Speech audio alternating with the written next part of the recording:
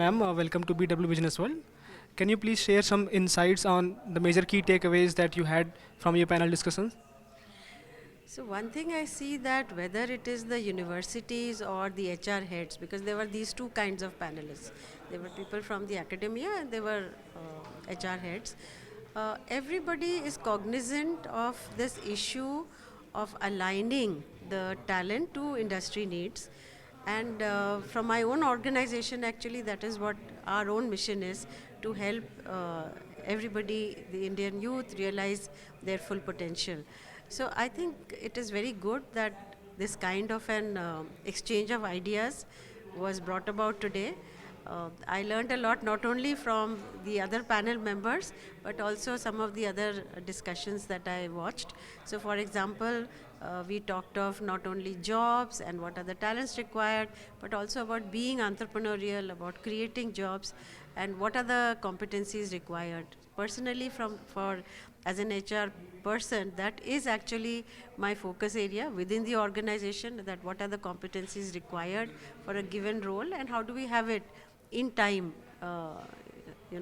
and I think that is what on the national level the people from academia and from the industry are working on.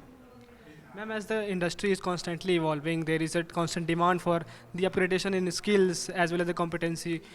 As an HR and the industry overview, what are the top three skills or qualities that you look for in an engineering graduate?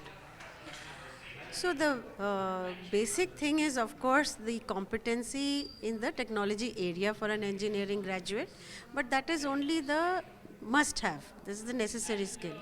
But the layers which really matter are the behavioral ones, because in an organization nobody is going to work on their own, they are going to be part of a team. So what are the kinds of behaviors the person brings as a team player and in helping others reach success, not only his or her own success but helping others. The third thing I look at is communication, empathy, being a great human being. All that is also very, very important for me. Okay, ma'am, you talked about communication. How can the HR leaders of our generation can communicate or collaborate with industries and institutions so that their curriculum, their behavior is aligned with the real world needs of the industries, not just academic excellence? I think a lot of outreach events are required, just like the one today. A lot of colleges do have them, but I think but they are not always to the depth required.